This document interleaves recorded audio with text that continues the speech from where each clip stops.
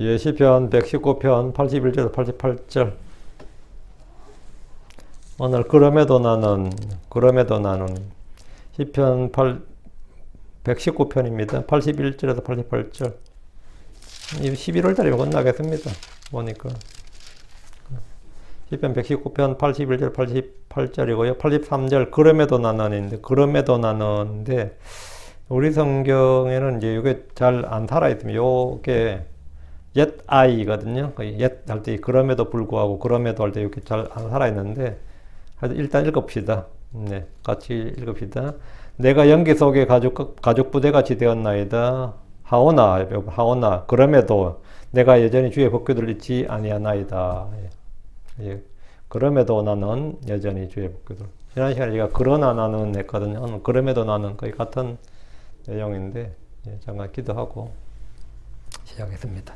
위대하시고 거룩한 주 하나님 감사합니다. 하나님께서 은혜 주셔서 오늘 주의 말씀을 선포합니다. 선포되는 모든 말씀에 기름 부어주시고 듣는 혼들을 또 복 주셔서 하나님의 말씀을 잘 듣고 또 잘 깨닫도록 하여 주시옵소서. 믿음으로 말씀을 결합할 수 있기를 원합니다.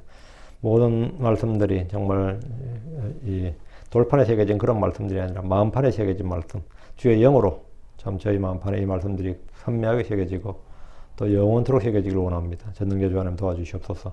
그리고 저희가 이 하나님의 살아계신 그런 서신으로 또 증인으로 그렇게 살아갈 수 있도록 도와주시옵소서. 복을 주십시오. 선포하는 자나 듣는 자가 모두 다 은혜 받기를 원하옵고 주 앞에 있습니다. 주님께서 친히 말씀하여 주시고 또 저희가 모두 듣고 그 말씀의 기쁨과 즐거움을 누리게 해주십시오. 사랑하는 아버지 하나님, 각자 저마다 여러 가지 처한 환경이 다르고 삶의 모든 것이 다릅니다. 그러나 저희가 주님 한 분, 각자가 소유한 주님 한 분은 같습니다. 아버지 하나님, 이 모든 것에서는 외모의 차별이 없고 구분이 없습니다. 저희가 주를 소유하고 또 주께서 저희를 소유하셨사오니 하여튼 이 진리가 성도들 가운데 깊이 또 받아들여지고 또 이 말씀 위에서 참된 안식과 평안을 누리게 해주십시오. 감사드리며 주의 성도 기도합니다. 아멘. 아멘. 네. 오늘은 시편 119편의 그 11번째 글자죠. 11번째 글자인 카프입니다. 오늘 본문에는 반복해서 나오는 그러나 나는 그럼에도 나는 요겁니다. 그러나 나는 그럼에도 나는 뭔가를 말한 후에 그러나 나는 그럼에도 나는 이렇게 하면 반대와 역접의 관계를 말합니다. 이것은 나의 결단과 결심을 말합니다. 그리고 이 말씀은 이 악한 현 세상에서 성도들이 어떻게 처신할 것인가, 어떻게 생각하고 판단하고 행동할 것인가에 대한 기준과 원칙을 제시해 줍니다. 우리는 이 세상과 타협하지 않습니다. 우리는 이 세상에 동화되지 않습니다. 우리는 이 세상과 친구되지 않습니다. 이 세상과 일치하지 않습니다. 우리는 이 세상을 사랑하지 않고 세상 안에 있는 것들과 세상 안에 있는 것들도 사랑하지 않습니다. 요한일서 2장 5절에 세상이나 세상 안에 있는 것들을 사랑하지 말라. 세상이나 세상 안에 있는 것들도 사랑하지 말라. 만일 어떤 사람이 세상을 사랑하면 아버지의 사랑이 그 사람 속에 있지 아니하니라. 우리는 악한 현 세상에서 살고 있지만 세상을 십자가에 못 박힌 채 살아갑니다. 현 세상은 악합니다. 현 세상의 통치자는 마귀입니다.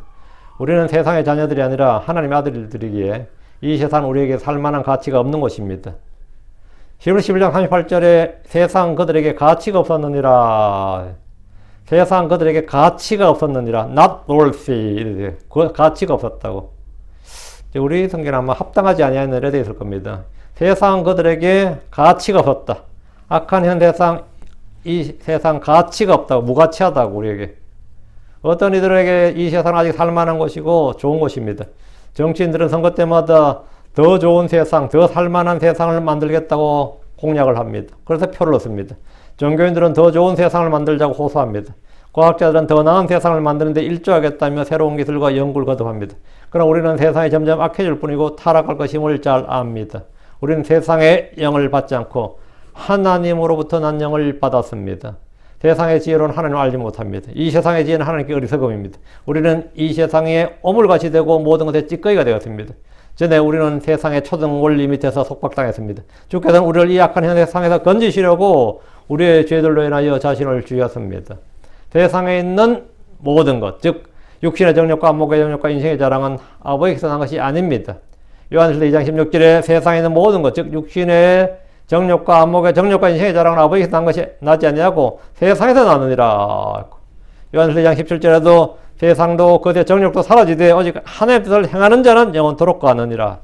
세상은 우리를 미워합니다. 우리는 당연히 세상을 살 만한 가치가 없다. 세상은 가치가 없다. 그들이 가치가 없었느니라. 오늘날 크리스천들 중에는 우리는 세상의 빛이요 소금이기 때문에 세상에서 좀 더 뛰어나기를 구하는 이들이 많습니다. 기도를 할 때도 우리가 세상에서 뛰어나야 된다. 공부도 남들보다 불신자들도 더 잘해야 되고 돈도 더 잘 벌어야 되고 높은 지위나 큰 힘을 얻어야 되고 이 세상에서 인정을 받아야 누군가에게 선한 영향력을 미칠 수 있다고 생각합니다.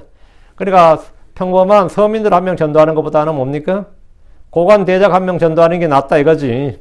이거 영향력이 있어야 되지 않느냐 이거지. 그래서 이 한국의 캐톨릭은 들어와서 양반들을 공략했어요.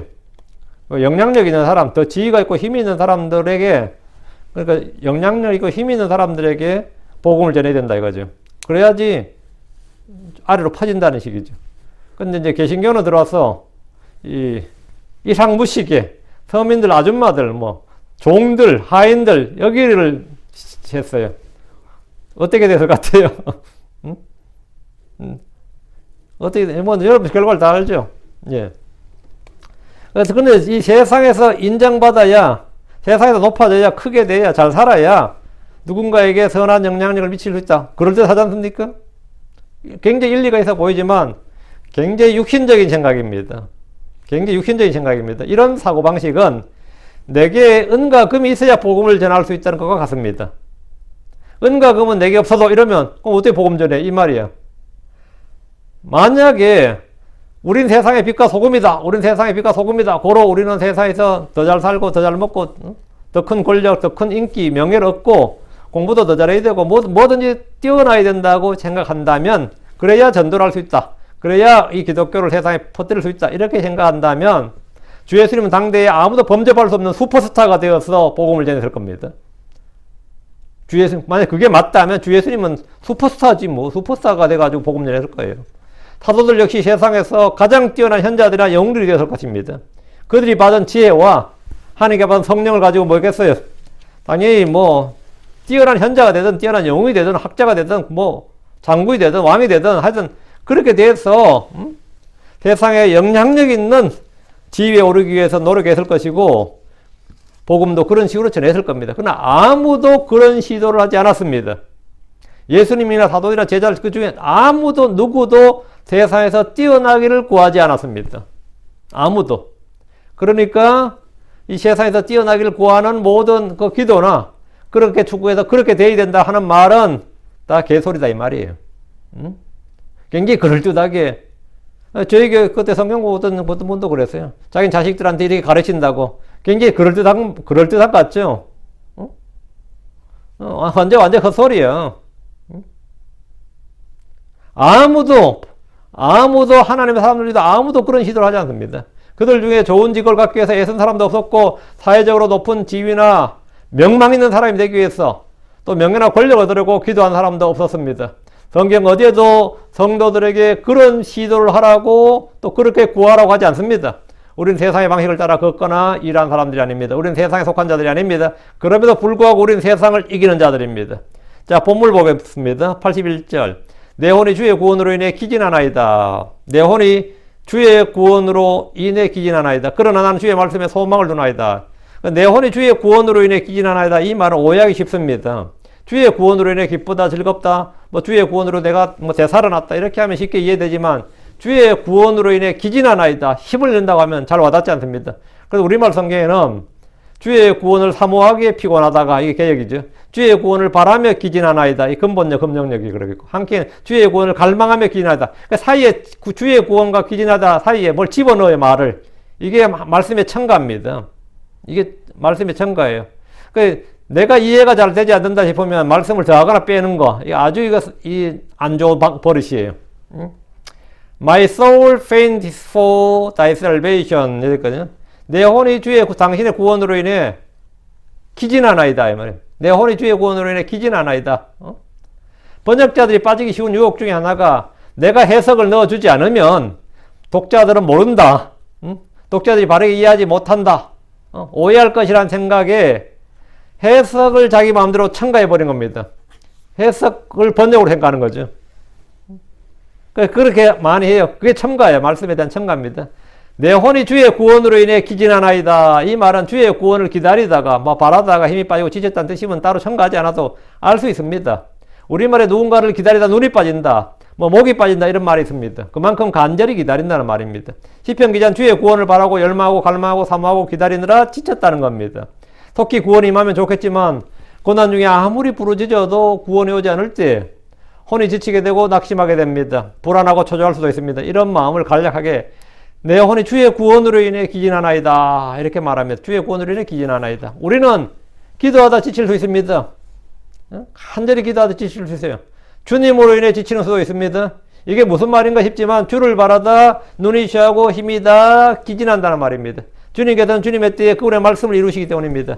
사실 많은 성도들이 주님의 오심을 바라고 기다리다 지친 정도가 아니라 포기한 분들도 있습니다. 이제야 주님 오실까 저제야 주님 오실까 주님을 간절히 기다리는데 안 오실 것 같아요. 10년 20년 기다리는 평생을 기다리는 거죠. 그러나 낙심하지 마십시오. 주의 말씀은 더딘 것 같아도 반드시 그분의 때에 이루어집니다. 어떤 기도는 10년, 20년, 30년, 40년에도 안 이루어지는 게 있습니다. 어떤 기도는 생각만 해도 이루어지는 기도가 있는데 어떤 거는 수십 년을 기도해도 안 되는 게 안 되는 거예요. 내 혼이 주의 구원으로 인해 기진하나이다. 그러나 나는, 여기 중요해요. 앞에는 어떤지 몰라도 앞은 현실이에요, 사실. 앞은 현실이고 내가 처한 상황이야. 그 뒤는 그러나 나는, 이건 내가 컨트롤할 수 있는 부분이에요. 그러나 나는 주의 말씀에 소망을 두나이다. 그 앞은 내가 컨트롤할 수 없는 부분이고 뒤는 내가 컨트롤할 수 있는 부분이에요. 내가 길을 가는데 앞에 교통경찰이 탁 막아가지고 그냥 빨리 가야 되는데 30분 늦어버렸대요. 그건 내가 어떻게 할 수 있는 부분이 아닙니다.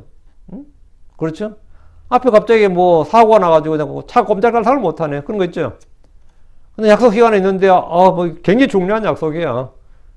그럼 그냥 양해를 구하는 것까지 내가 할 수 있지만, 그 교통 상황을 헤쳐나갈 방법이 없어. 일상에서 가벼운 일이죠. 근데 인생이란 이 행로에서 말이죠. 우리가 이 삶의 행로에서, 삶의 길에서 그 정도의 일 외에 엄청난 일들을 많이 겪습니다.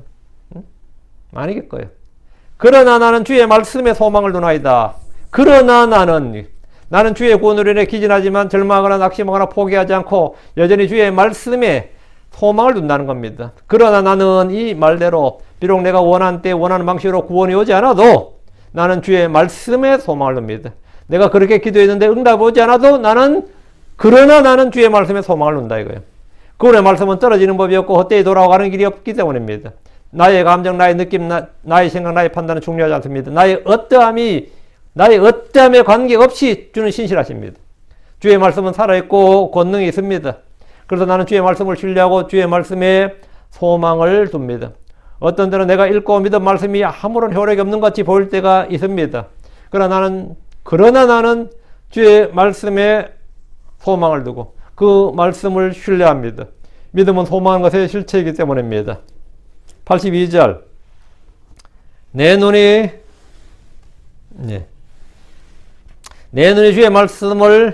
주의 말씀으로 인해 해약하나이다.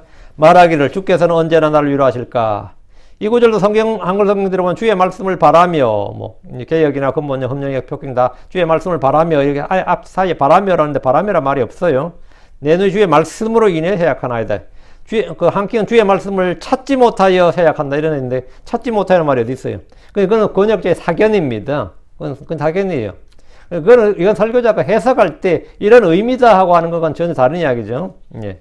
그 해석을 본문처럼 이제 첨가하는 건데 본문은 내 혼이 주의 말씀으로 인해 내 혼이 주의 말씀으로 인해 내 눈이 주의 말씀으로 인해 내 혼이 주의 구원 81절은 내 혼이 주의 구원으로 인해 82절은 내 눈이 주의 말씀으로 인해 이런 거죠. 간단 명료하죠. 주의 말씀에 소망을 두었는데 내 눈이 주의 말씀으로 인해 왜 세약하냐 이거야. 소망이 늦추어졌기 때문이죠. 소망이 늦추어졌기 때문에 때로는 나의 소망하는 것들을 나의 생에서 받을 수 없을 수 있습니다. 그래서 잠언 13장 12절에 소망이 늦추어지면 마음을 병들게 하거니와 소원이 이르면 그것은 생명나무니라. 소망이 늦추어지면 마음을 병들게 한다. 맞죠? 소망이 늦추어지면 지체되고 더디 이루어지고 하면 안 될까? 안 되는 건가? 이런 것도 있고. 그러니까 주의 말씀만 바라고 사는데 그 말씀이 도무지 성취되지 않으면 내 혼이 기진하고 내 눈이 쇠약하게 됩니다. 이것은 많은 크리스천들이 지금도 겪고 있는 현실입니다. 매주 듣는 설교가 내 삶에서 아무런 소용이 없어. 아무 소용이 없다는 그런 분들이 있습니다. 아무 소용이 없어요. 그게 전적으로 목사들의 설교가 잘못되어서도 아니고 듣는 내가 믿음이 전혀 없어서 그런 것도 아닙니다. 어떤 사람이 암에 걸렸다. 어때요? 아니 불치병에 걸렸다. 난치병에 걸렸다. 어떤 큰 병에 걸리면 입원을 해. 그 입원하는 당사자도 기도하죠. 주님 고쳐주십시오. 이렇게. 그게 이제 교회 소식이 알려지고 형제자매들이 알려지면 뭐 목사님이 또 광고를 하지. 기도해달라고.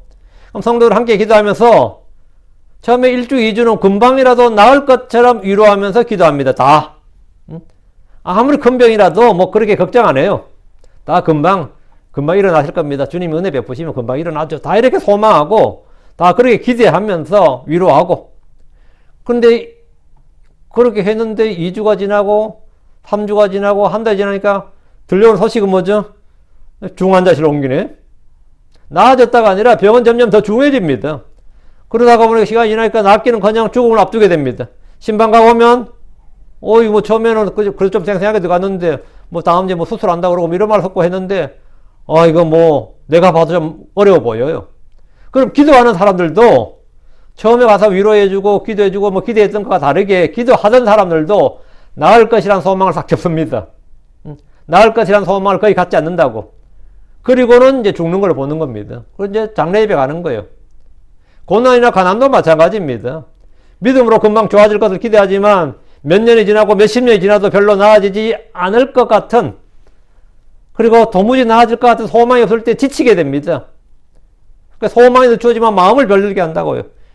나는 계속 성경 읽고 주님만 찾는데 내 눈이 주의 말씀으로 인해 쇠약하고 내 혼이 주의 구원으로 인해 쇠약하다고. 진짜 지친다고 실제로. 그렇게 돼요. 작은 교회를 하는 목사님들, 뭐 저 같은 사람도 마찬가지. 선교지에서 수고하는 선교사들은 그렇게 밤낮을 수고했는데 열매가 없습니다. 한 명 전도하기가 그렇게 어려운 줄을 몇 년을 씨를 뿌리고 뭐래도 안 돼. 그러니까 뭐 후원금에도 빵빵히 들어온 것도 아니기 때문에 먹고 살기 위해서 일을 해야 되거든요. 일하고 나면 내가 선교 공항에서 떠나고 기도해주고 뭐 안수 받을 때 축사해줄 때야 막 뭐 사도 벌처럼 같이 왔지만 실제로 현실에서는 그렇지 않거든요. 나중에는 선교는 고사하고 먹고 살기도 힘듭니다. 선교하러 왔다가 먹고 살기도 어렵다고. 그래서 막 그렇게 매달리면서 막 눈물 흘리며 부흥을 해 기도하지만 부흥은 고사하고 오히려 사역을 접어야 할 때가 옵니다. 그 대부분 사람들이 몇 년을 못 견디고 고전 접어요. 접을 때 마음이 얼마나 상한지 몸과 마음이 다 상해버려요. 몇 년 지나면 몸에 병을 얻습니다. 마음에도 상처를 입고 몸에도 병을 얻어요. 나는 낙오자가 된 것 같고 실패자가 된 것 같고, 그리고 결국 고향 고국으로 못 돌아가고 그냥 거기서 정착해서 또 다른 데로 가서 그냥 평범한 시민으로 사는 거예요. 이제 사역자 접고 사역했고.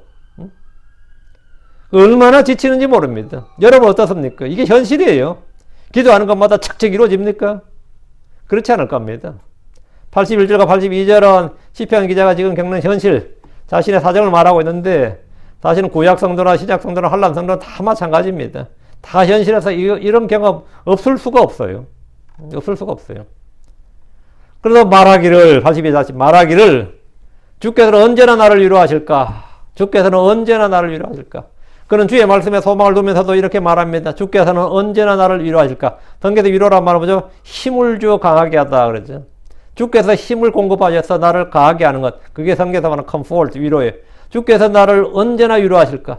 주께서 우리를 낮추신 후에 은혜를 베푸시고 위로하십니다. 우리를 단련하신 후에 복을 주십니다. 우리가 육체를 신뢰하지 않고 재물과 사람을 신뢰하지 않도록 만드신 다음에 은혜를 주십니다. 주께서는 언제 나를 위로하시는가? 우리는 믿은 후에 인내가 필요합니다. 하나님께서 원하시는 때에 나를 위로하시고 강하게 하십니다. 내가 간절히 바랄 때는 아무런 응답이 없다가 오히려 완전히 포기했을 때 은혜가 임하기도 합니다.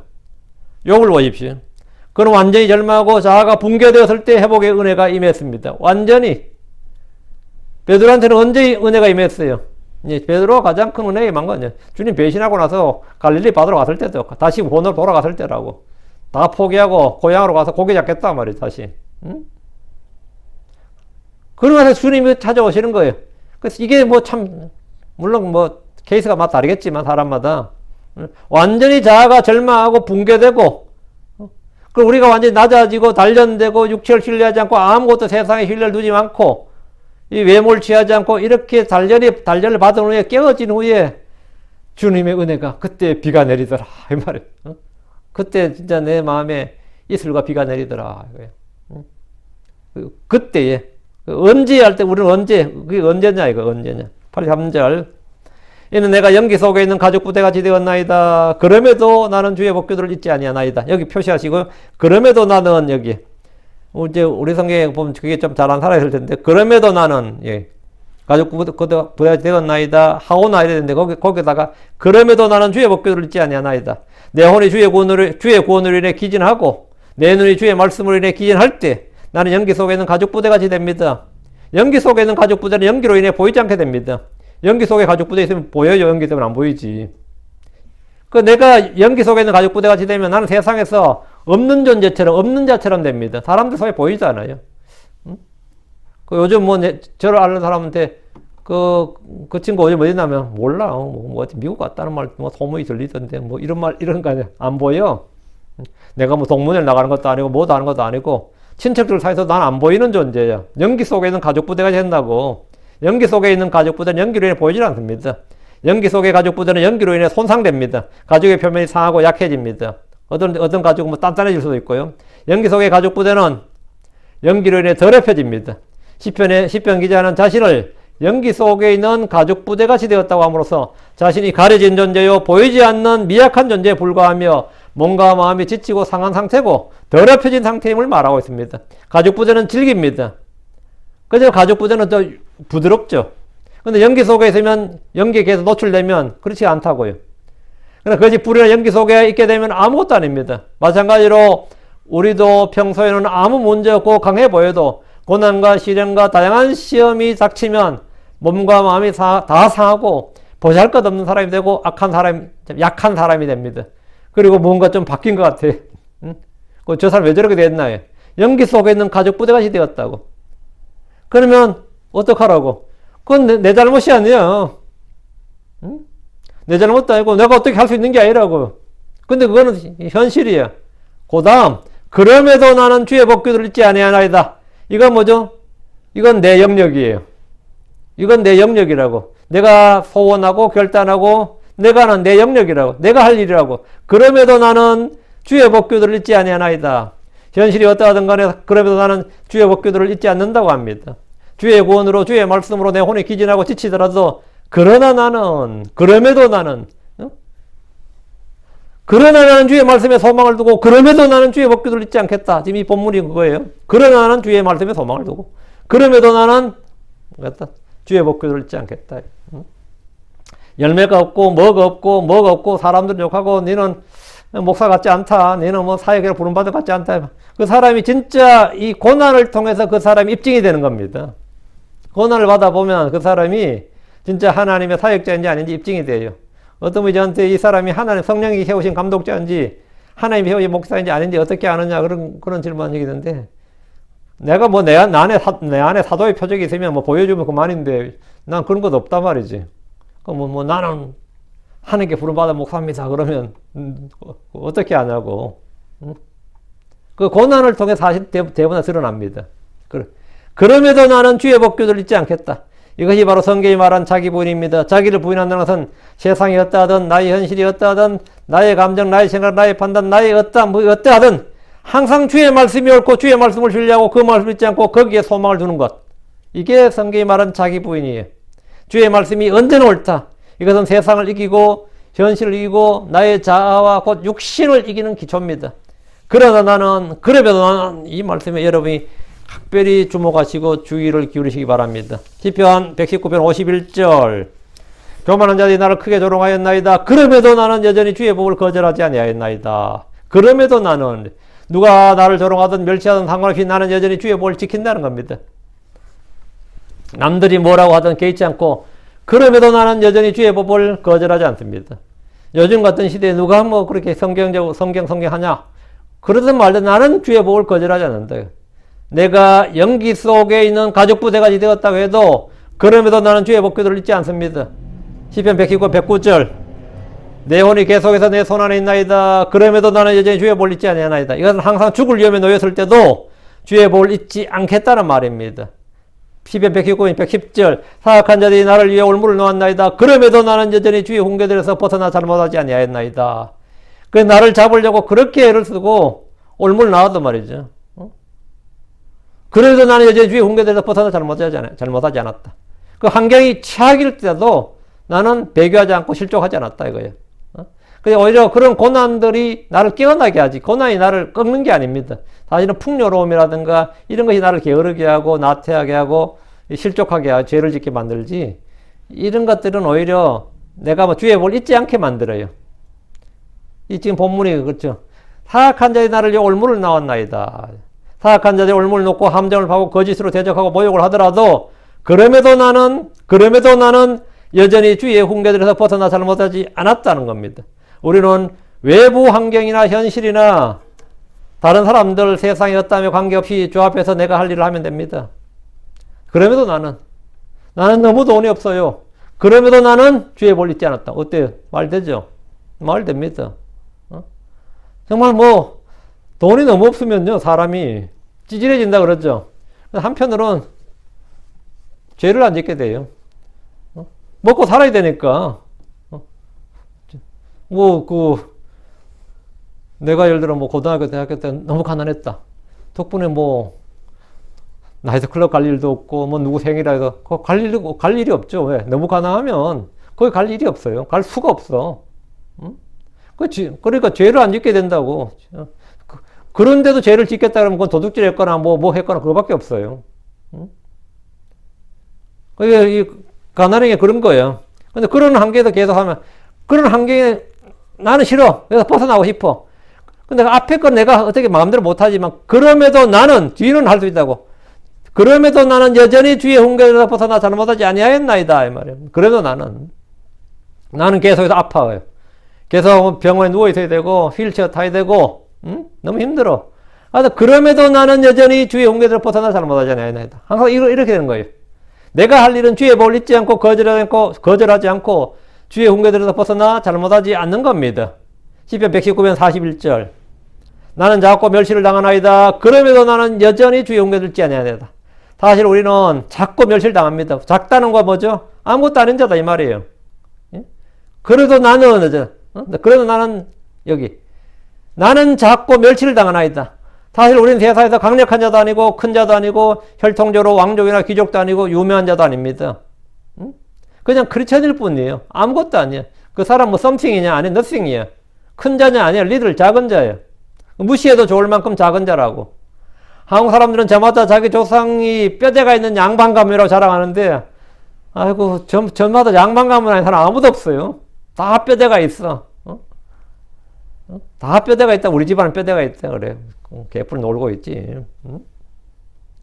저희 국사 선생님은 고3 때 제 담임이 국사 선생님이었는데 제가 키가 작으니까 저는 맨날 앞에 앞줄을 첫 줄 아니면 두 번째 줄에 앉거든요.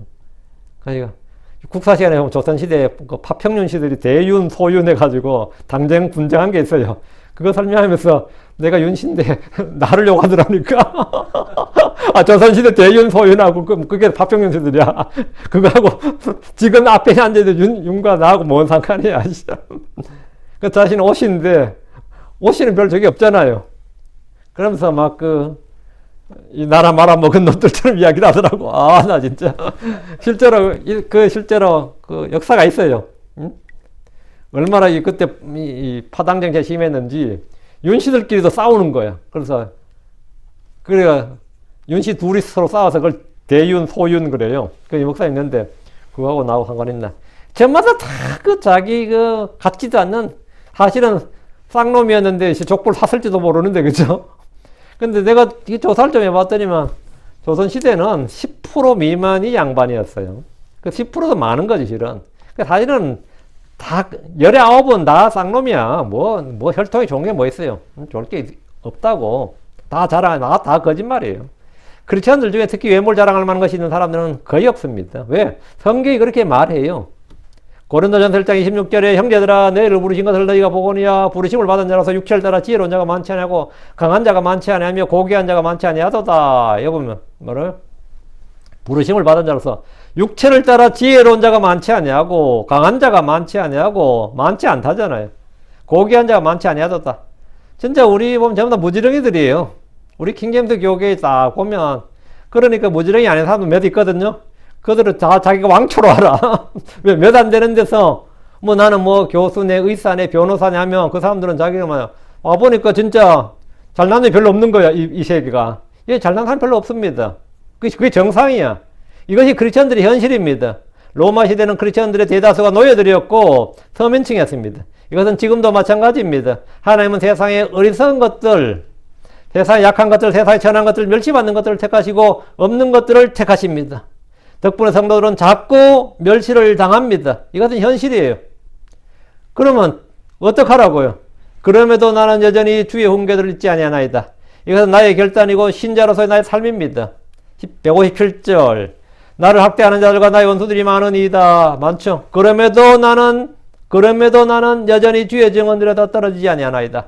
나는 자꾸 멸시를 당할 뿐 아니라 이 세상에는 나를 학대하는 자들과 나의 원수들이 왜 이리 많은 겁니까? 그렇다고 해서 우리가 그들을 대적하여 종교전쟁을 벌일 수는 없는 겁니다. 우린 따로 어디 가서 도시를 내놔라. 거기서 살겠다. 이럴 수도 없는 거죠. 세상에서 세상에서 밖으로 나와서 크리스천 공동체를 만들거나 종교국가를 만들 수도 없습니다. 나를 학대하는 자들, 나의 원수들이 많다는 것은 내가 어떻게 할 수 있는 일이 아무것도 없다 이 말입니다. 이런 때 내가 할 수 있는 일을 내가 해야 될 일이 뭐겠습니까?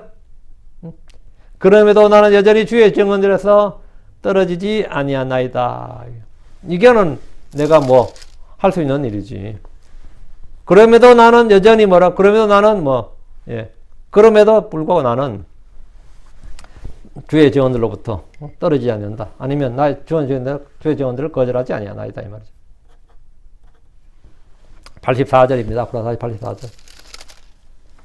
주의 종들이 얼마나 되나이까? 이제 주께서 학대하는 자들 위에 언제 심판을 집행하시리까? 주의 종의 날들이 얼마나 되나이까?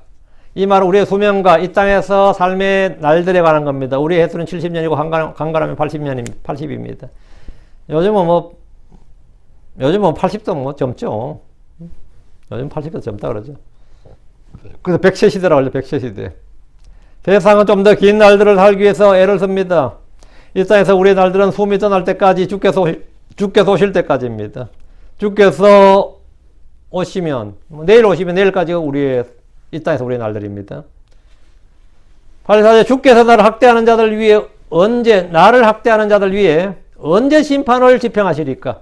주께서 나를 학대한 자들이 언제 심판을 집행하시는가 묻는다면 간단합니다. 주의 날입니다. 주께서 오시는 그 날에 주님은 나를 학대하는 자들 위에 진노를 쏟으시고 심판을 집행하십니다.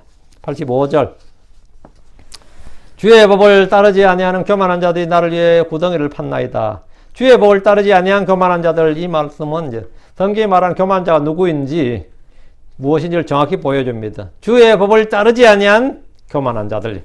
주의 법을 따르지 않는 자들이 교만한 자들이에요. 주의 말씀을 믿지 않는 자들이 아무리 예의 바르고 그 사람이 그렇게 젠틀해 보여도 그 사람은 교만한 사람입니다. 주의 법을 따르지 않는 자, 주의 법을 무시하는 자, 주의 법을 멸시하는 자, 주의 법을 믿지 않는 자가 교만한 자입니다. 주의 말씀을 듣지 않는 자, 복음을 믿지 않는 자가 성경이 말하는 교만한 자예요. 그게 성경이 말하는 교만한 자입니다.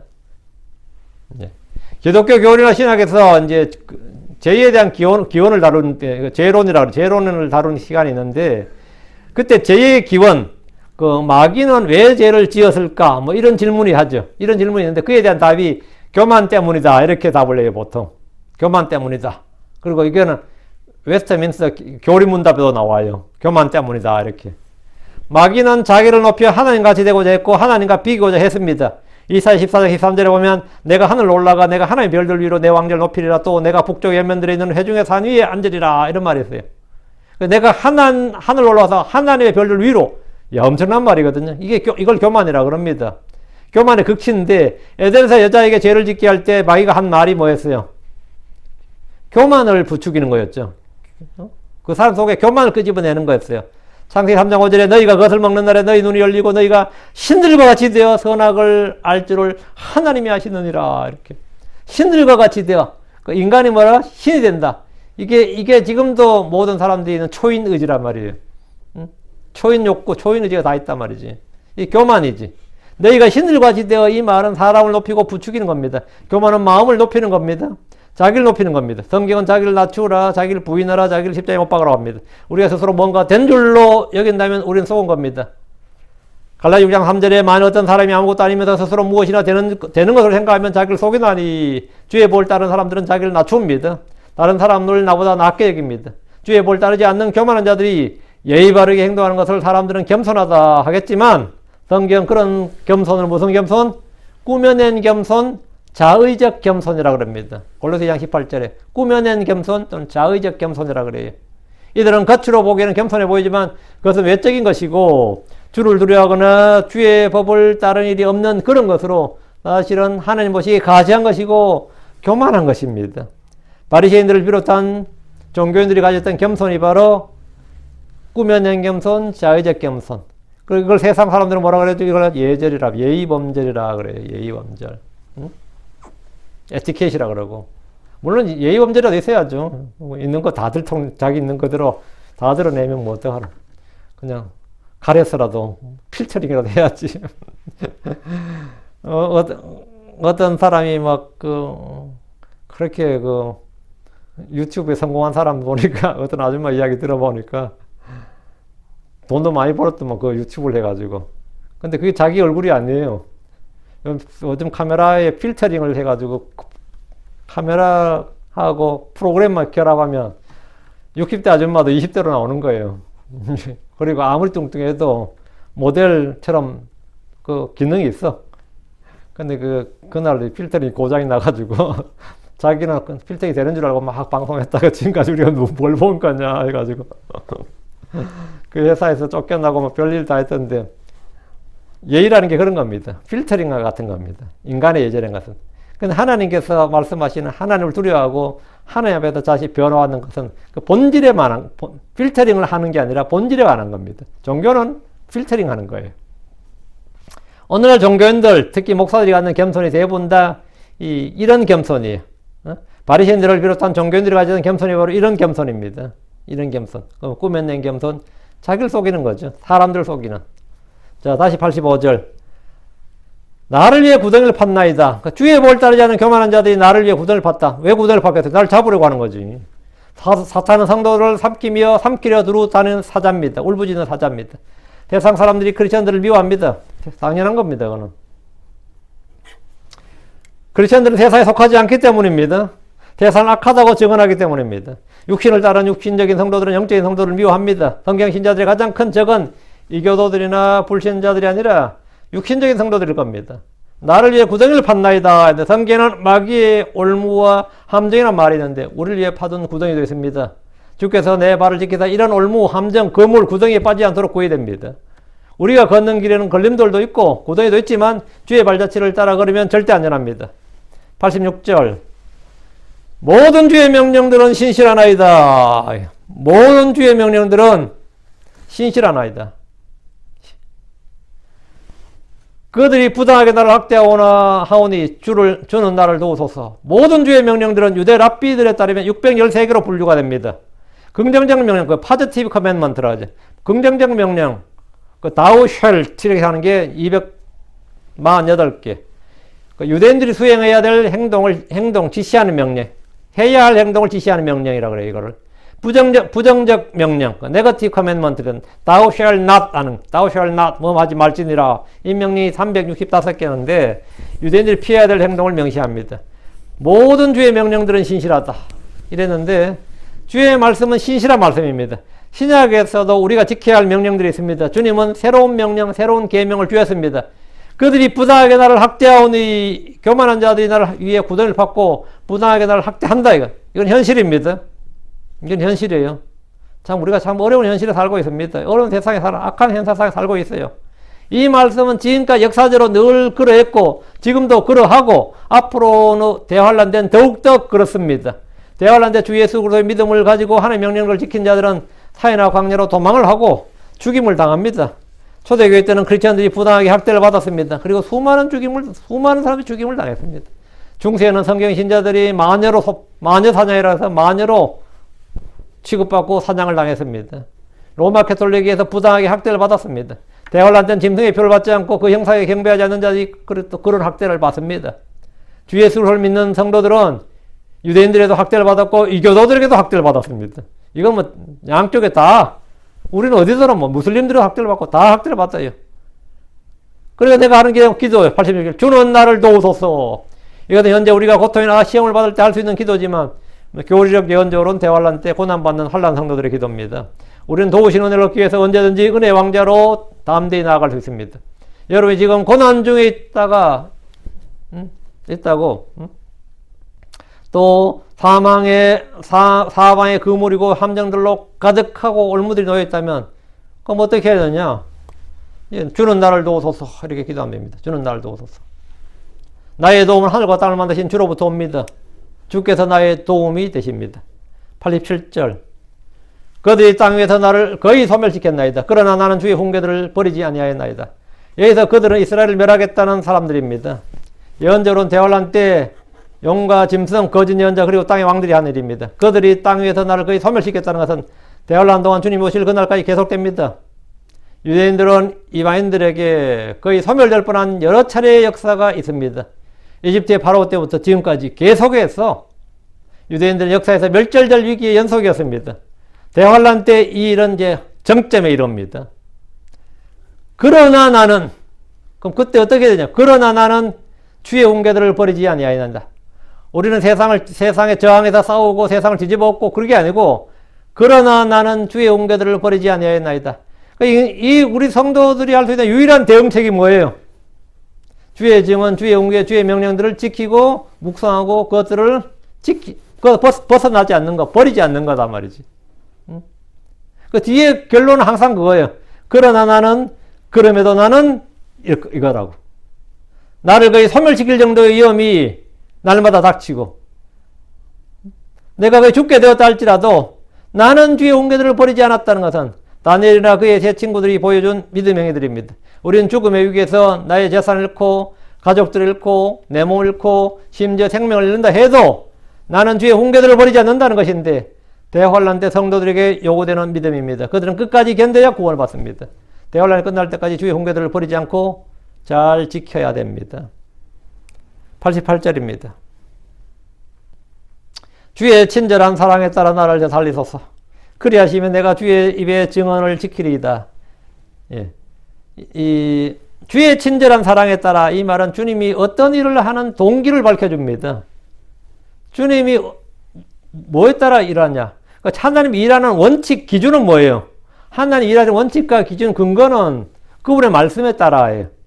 주님은 모든 것 그분 자신이 하신 말씀에 따라서 행하시는 분이죠. 그러니까 주의 말씀에 따라 모든 행하신다는 것은 우리가 이렇게 알고 있는 거예요. 주님 주의 법에서 벗어난 일을 하지 않습니다.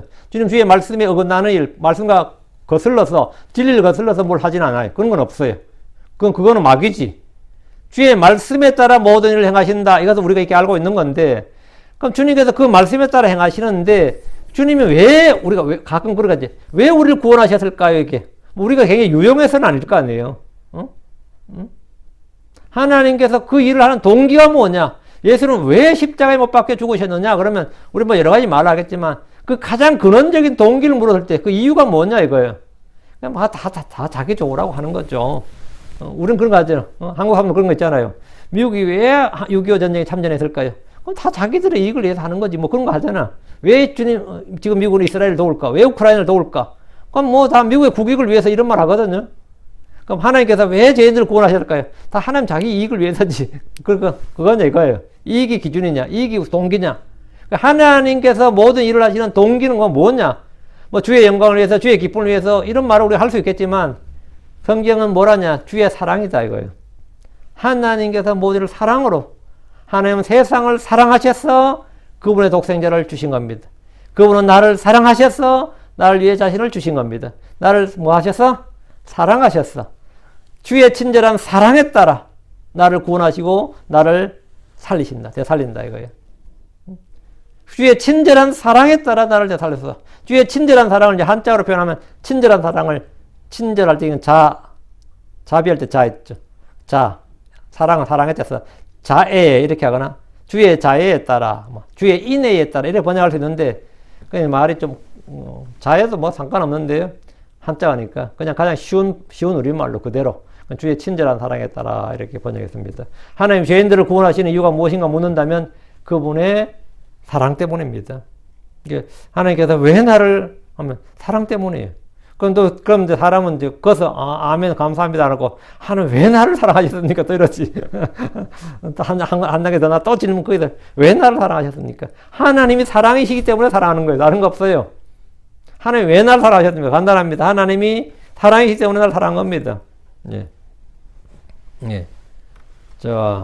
주의 친절한 사랑에 따라, 친절한 사랑에 따라 나를 살소서. 그리하시면 내가 주의 입의 증언을 지키리이다.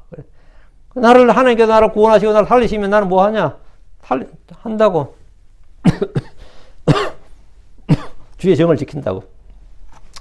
그분이 나를 불쌍히 여기시는 것도 사랑 때문이고, 그분의 성육신이나 십자가의 고난을 당하신 것도 무엇 때문이냐 물으면 당연히 그 목적이야. 뭐 후속이 많겠지만 그 이유는 하나입니다. 그분의 사랑 때문입니다.